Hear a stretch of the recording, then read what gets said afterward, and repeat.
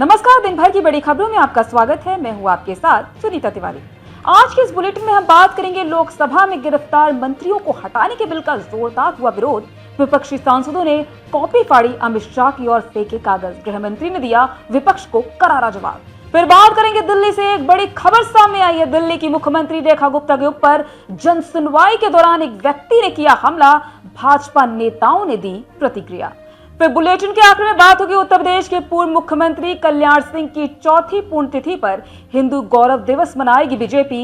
CM योगी होंगे शामिल, हिंदुत्व के एजेंडे को मिलेगी धार। लेकिन दिन भर की बड़ी खबरों से पहले एक नजर आज की सुर्खियों पर।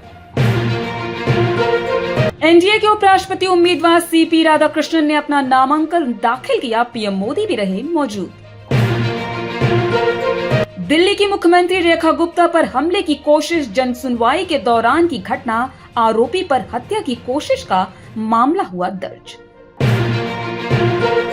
खाद की कालाबाजारी करने वाले लोगों को सीएम योगी की कड़ी चेतावनी, अफसरों को भी मॉनिटरिंग के दिए निर्देश।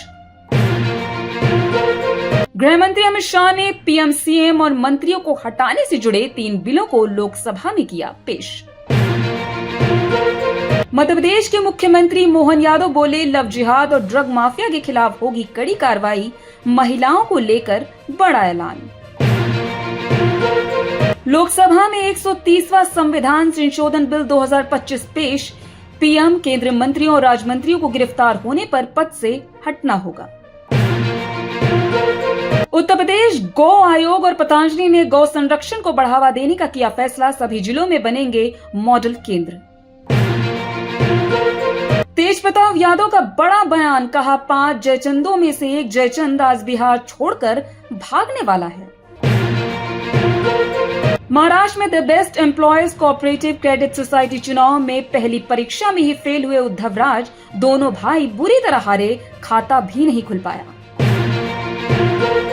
रूसी राष्ट्रपति पुतिन और तुर्की के राष्ट्रपति एर्दोगन के बीच फोन पर हुई बात। यूक्रेन मुद्दे पर हुई चर्चा। ये तो थी सुर्खियां। विस्तार से बात करते हैं दिन भर की बड़ी खबरों की। लोकसभा में केंद्रीय गृह मंत्री अमित शाह ने 3 अहम विधेयक पेश किए, जिनके तहत गंभीर आपराधिक आरोपों में लगातार 30 दिन तक जेल में रहने पर प्रधानमंत्री, केंद्र मंत्री, मुख्यमंत्री या राज्य या केंद्र शासित प्रदेश के मंत्री को पद से हटाने का प्रावधान है। इस बिल के पेश होने के दौरान सदन में जोरदार हंगामा देखने को मिला और विपक्षी सांसदों ने बिल के पेश होने का पुरजोर विरोध तक किया। आइए जानते हैं इस रिपोर्ट में क्या कुछ है इस पूरी खबर में। बता दें कि संविधान के 130वें संशोधन विधेयक पेश होने के दौरान सदन में लगातार नारेबाजी होती रही। विपक्षी सांसदों ने सत्ता पक्ष को घेर लिया और गृह मंत्री का माइक मोड़ने तक की कोशिश कर डाली। इस पर काफी हंगामा हुआ और सदन के अंदर स्थिति तनावपूर्ण हो गई। इस दौरान सत्ता पक्ष के कई सांसद गृह मंत्री का बचाव करने के लिए आगे आकर विपक्षी सांसदों को रोकने की कोशिश करने लगे। सत्ता पक्ष की ओर से रवनीत बिट्टू, कमलेश पासवान, किरण रिजिजू, सतीश गौतम ने गृह मंत्री के पास नारेबाजी कर रहे आक्रामक सांसदों को रोकने की कोशिश की। लोकसभा के वेल में नारेबाजी की शुरुआत टीएमसी सांसदों ने की और कल्याण बनर्जी ने विधेयक पेश होते ही नारेबाजी शुरू कर दी। बाद में कांग्रेस सांसद और महासचिव केसी वेणुगोपाल ने अपनी सीट से बिल की कॉपी फाड़ कर फेंक दी। इसके बाद सभी कांग्रेस सांसद वेल में आ गए। केसी वेणुगोपाल के बाद सपा के धर्मेंद्र यादव ने भी अपनी सीट से बिल की कॉपी फाड़ कर फेंक दी और समाजवादी पार्टी के सभी सदस्य संसद वेल में आ गए। इसके बाद जब गृह मंत्री अमित शाह विधेयक पेश कर रहे थे तो सभी विपक्षी दल के सदस्य लोकसभा के वेल में आ गए और हंगामा करने लगे। स्थिति बिगड़ती देख लोकसभा स्पीकर ओम बिरला ने सदन की कार्रवाई स्थगित कर दी। अमित शाह बिल पेश करते हुए कांग्रेस सांसद केसी वेणुगोपाल की आलोचना की और कहा, जब झूठे मामले में जेल गया था तब नैतिकता के आधार पर पद से इस्तीफा देकर गया था। उन्होंने कहा, जब तक अदालत ने मुझे निर्दोष साबित नहीं किया तब तक किसी भी संवैधानिक पद को ग्रहण नहीं किया। हम इतने बेशर्म नहीं हैं कि हम पर आरोप लगे और पद पर बने रहे। उन्होंने कहा, विपक्षी नेता हमें नैतिकता का पाठ नहीं पढ़ा सकते। अमित शाह ने आगे कहा, मैं चाहता हूं ये नैतिकता के मूल्य बढ़े। अमित शाह ने बिल पेश करते हुए इसे 21 सदस्यों वाली जेबीसी के पास भेजने का प्रस्ताव पेश किया। इस पर ध्वनि मत से मतदान के दौरान विपक्ष ने बिल से ही विरोध दर्ज किया, लेकिन प्रस्ताव के ध्वनि मत से पारित होने के बाद स्पीकर ओम बिरला ने कहा कि कुछ विधेयक राजनीति में सूचित और नैतिकता के लिए आते हैं, क्योंकि राजनीति में सूचित और नैतिकता जरूरी है। अब ये बिल जेपीसी के पास चर्चा के लिए भेजे गए हैं। राजधानी दिल्ली में बुधवार को लोग पूरी तरह से हैरान रह गए जब मुख्यमंत्री रेखा गुप्ता पर एक शख्स ने जनसुनवाई के दौरान हमला कर दिया। रेखा गुप्ता पर हमला करने वाले शख्स की पहचान राजेश खिमजी सकारिया के रूप में हुई है। आरोपी की उम्र 41 वर्ष है और आरोपी ने दावा किया है वह राजकोट का रहने वाला है। अब पुलिस की जांच में पता लगा है कि रेखा गुप्ता पर हमला करने वाला शख्स हिस्ट्री शीटर है। आइए जानते इस रिपोर्ट में क्या है पूरा मामला। बता दें कि दिल्ली पुलिस ने गुजरात पुलिस से शख्स के बारे में और जानकारी जुटाने के लिए संपर्क किया और उसका आधार कार्ड जारी किया गया। हालांकि पुलिस की पूछताछ में आरोपी की मां ने बताया वह आवारा कुत्तों पर सुप्रीम कोर्ट के फैसले के बाद दिल्ली पहुंचा था। मां ने बताया कि शख्स मानसिक रूप से बीमार है, उसके पशु प्रेमी होने का दावा भी किया। वह इससे पहले भी दिल्ली की यात्रा कर चुका है। आरोपी एक रिक्शा चालक परिवार से आता है। राजकोट पुलिस आरोपी की मां को भी पूछताछ के लिए लेकर गई है। मां ने बताया उन्हें ये नहीं पता था कि वह दिल्ली सीएम के वहां गया है। बताया जा रहा है कि दस्तावेज सौंपने के बाद शख्स ने अचानक मुख्यमंत्री रेखा गुप्ता पर हमला कर दिया था। सीएम ऑफिस की ओर से दी गई जानकारी के मुताबिक दिल्ली की मुख्यमंत्री रेखा गुप्ता पर हुआ कायराना हमला एक सुनियोजित साजिश का हिस्सा है। शालीमार बाग स्थित मुख्यमंत्री आवास से प्राप्त सीसीटीवी फुटेज से यह स्पष्ट हुआ है कि हमलावर ने इस हमले की तैयारी कम से कम 24 घंटे पहले से ही शुरू कर दी थी। फुटेज में देखा गया कि हमलावर ने मुख्यमंत्री आवास की रेकी की, वहां का वीडियो बनाया और साजिशन हमला करने का प्रयास किया। यह वीडियो पुलिस को सौंप दिया गया और इस संबंध में गहन जांच जारी है। दिल्ली पुलिस के सूत्रों के मुताबिक दिल्ली पुलिस सीएम पर हमला करने वाले आरोपी की सीडीआर यानी कॉल डेटा रिकॉर्ड निकाल रही है ताकि पता लगाया जा सके कि आरोपी ने हमले से पहले किस किस से बात की थी और क्या बात की थी। पुलिस सूत्रों के मुताबिक आरोपी के सोशल मीडिया अकाउंट भी खंगाले जा रहे हैं। मालूम हो कि मुख्यमंत्री पर हमला करने वाले शख्स के ऊपर कई आपराधिक मामले भी दर्ज हैं। पुलिस ने आरोपी राजेश के खिलाफ हत्या के प्रयास समेत कई धाराओं में मुकदमा दर्ज भी कर लिया है। आरोपी के खिलाफ सरकारी कर्मचारी पर हमला करना, 132 बीएनएस सरकारी कर्मचारी के काम में बाधा डालना, 221 बीएनएस और 109 बीएनएस हत्या के प्रयास की धाराओं के तहत केस दर्ज किया गया है।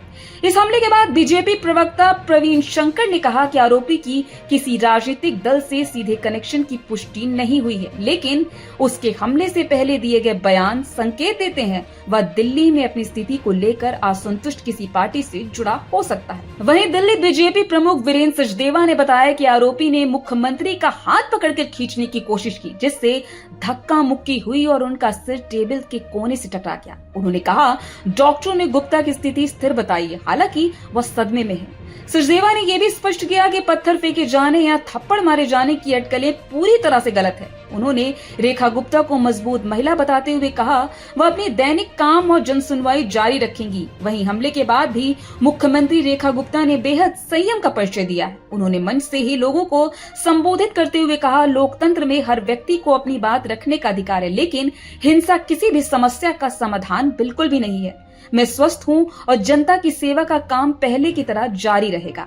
उनके इस बयान को सभा में मौजूद लोगों ने जोरदार तालियों के साथ समर्थन दिया। हालांकि दिल्ली के मंत्री मनजिंदर सिंह सिरसा ने घटना को राजनीतिक साजिश बताया। उन्होंने कहा वह दिन रात दिल्ली के लिए सोचती हैं। विपक्ष यह बर्दाश्त नहीं कर पा रहा है कि मुख्यमंत्री घंटों जनता के बीच बैठती हैं और उनसे सीधा संवाद करती हैं। सिरसा ने कहा इस घटना के पीछे राजनीतिक षड्यंत्र की बू आती है और पुलिस सभी तथ्यों को सामने लाएगी। वहीं दिल्ली विधानसभा में नेता प्रतिपक्ष और आप नेता आतिशी ने भी ट्वीट किया है दिल्ली की मुख्यमंत्री रेखा गुप्ता पर हुआ हमला बेहद निंदनीय है। लोकतंत्र में असहमति और विरोध की जगह होती है, लेकिन हिंसा के लिए कोई जगह नहीं है। उम्मीद है कि दिल्ली पुलिस दोषियों पर कड़ी से कड़ी कार्रवाई करेगी। आशा है मुख्यमंत्री पूरी तरह सुरक्षित हैं। साथ ही दिल्ली की मुख्यमंत्री पर हुए हमले की कांग्रेस ने भी कड़ी निंदा की है। दिल्ली कांग्रेस अध्यक्ष देवेंद्र यादव ने कहा यह बहुत ही दुखद है। मुख्यमंत्री पूरी दिल्ली का नेतृत्व करती हैं और मुझे लगता है कि ऐसी घटनाओं की जितनी निंदा की जाए उतनी कम है, लेकिन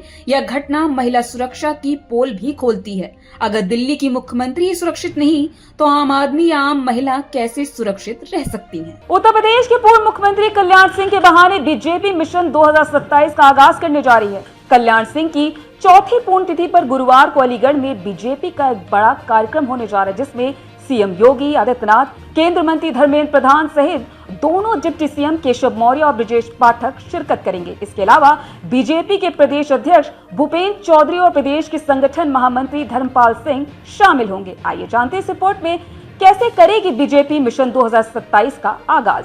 बता दें कि कल्याण सिंह की पुण्यतिथि को बीजेपी हिंदू गौरव दिवस के रूप में मना रही है। इस तरह बीजेपी 2027 के चुनाव से पहले यूपी की सियासत में हिंदुत्व के एजेंडे को धार देने और सपा की पीडीए पॉलिटिक्स को काउंटर करने की कवायद में है। योगी सरकार के करीब 2 दर्जन मंत्री गुरुवार को कल्याण सिंह को श्रद्धांजलि देने अलीगढ़ पहुंचेंगे।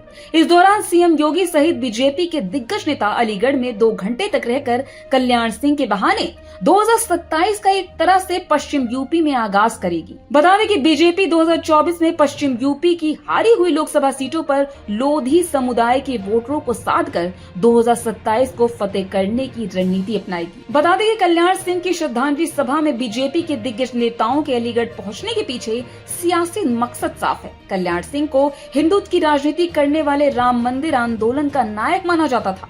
90 के दशक में कल्याण सिंह बीजेपी के हिंदुत्व का चेहरा बनकर उभरे थे। कल्याण सिंह के यूपी सीएम रहते हुए 6 दिसंबर 1992 को कार सेवकों ने अयोध्या में बाबरी मस्जिद का विध्वंस किया था। बता दें कि कल्याण सिंह बीजेपी के इकलौते नेता थे जो राम मंदिर के लिए जेल गए और अपनी सत्ता की बलि दे दी।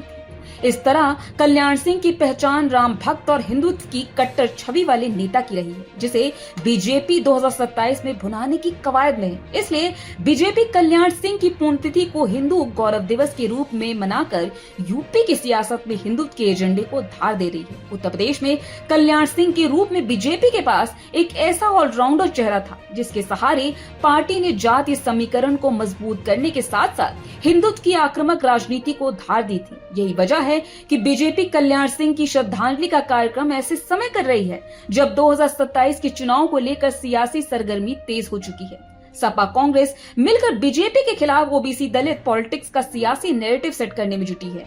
2024 के लोकसभा चुनाव में ही सपा अपने पीडीए यानी कि पिछड़ा दलित अल्पसंख्यक फॉर्मूले और राहुल गांधी के संविधान और आरक्षण वाले दावों के जरिए बीजेपी को मात देने में सफल रही थी। बीजेपी अब कल्याण सिंह के बहाने सपा की रणनीति को काउंटर करने की कवायद में जुट चुकी है। तो आज इस बुलेटिन में इतना ही। आप देखते रहिए दिल लोकसभा।